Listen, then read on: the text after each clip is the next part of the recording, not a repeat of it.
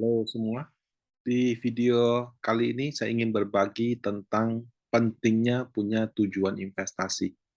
Saya yakin banyak dari Bapak Ibu sudah menjadi investor pasar modal. Mungkin Anda belinya lewat ORI atau sukuk retail. ORI itu obligasi retail Indonesia ya. Kemudian mungkin masuknya lewat saham atau ya most likely masuknya lewat reksadana karena data terakhir pada saat video ini saya rekam, investor reksadana itu sudah di atas 9 juta. Nah, pada saat Anda membeli instrumen investasi tersebut, baik itu saham, obligasi, reksadana, apakah Anda sudah pernah menetapkan tujuan investasi yang spesifik atau sekedar coba-coba atau ikut-ikutan aja? Nah, untuk lebih lengkapnya sebagai berikut. Eh, Kalau yang namanya ikut-ikutan, coba-coba, ya nggak ada yang salah juga sih. Kenapa? Karena orang yang serius investasi di reksadana, saham, obligasi, awalnya juga mulai dari coba-coba juga gitu. Nah, makin dicoba, mungkin kadang untung, kadang rugi, atau akhirnya dia menemukan, oh ternyata cara investasi ini yang paling oke. Nah, baru dia mulai investasi dengan serius. Nah, untuk Anda yang mau serius, menurut saya sangat penting itu ada tujuan atau purpose. Ya. Kenapa? Karena kalau tanpa tujuan, Bapak Ibu, saldo yang ada di layar handphone atau komputer itu ya hanya sekedar layar di handphone saja gitu. Nah, kalau orang yang investasi tapi nggak ada tujuan, biasanya nggak terlalu niat untuk nambah gitu.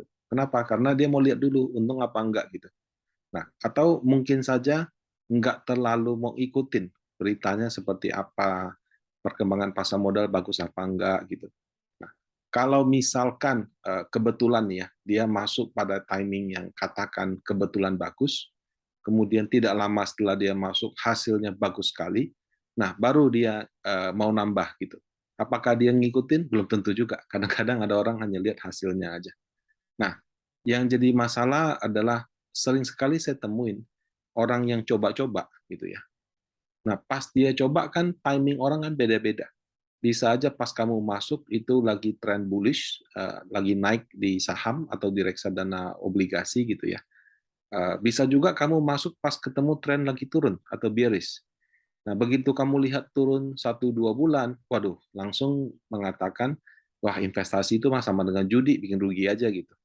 Nah, orang yang investasi tanpa tujuan tuh kadang-kadang bisa mengalami hal yang saya sebutkan seperti di atas. Jadi kalau dia kebetulan pas masuk, timingnya bagus, untung dia mau coba lebih jauh.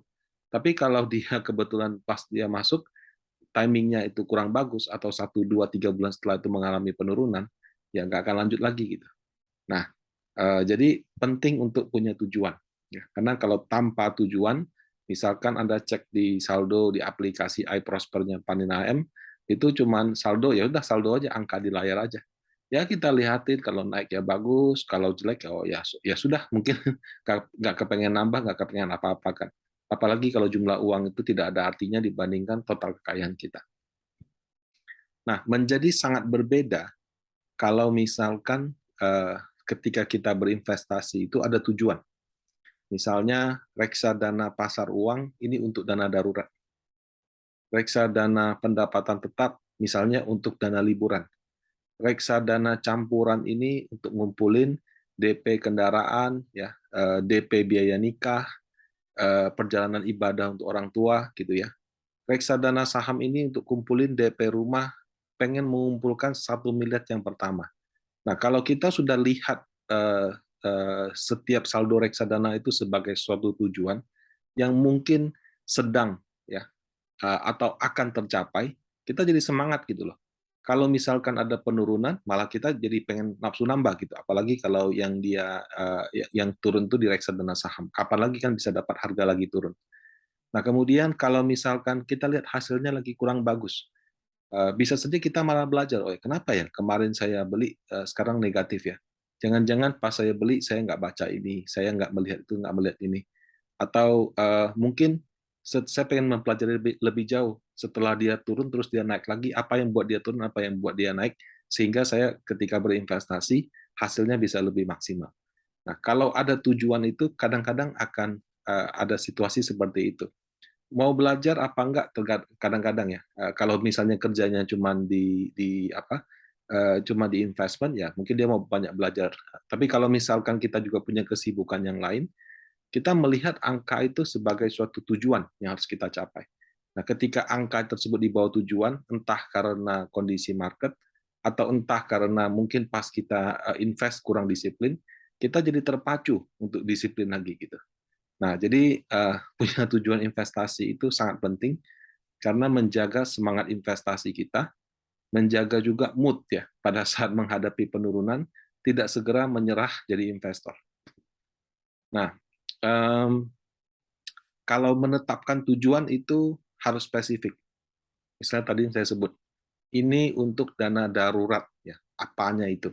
Nominalnya kita sebut, misalkan kalau kita 1 bulan kita anggap biaya hidup kota besar ya, misalnya Jakarta, suami istri dan anak adalah katakan 10 juta sebulan.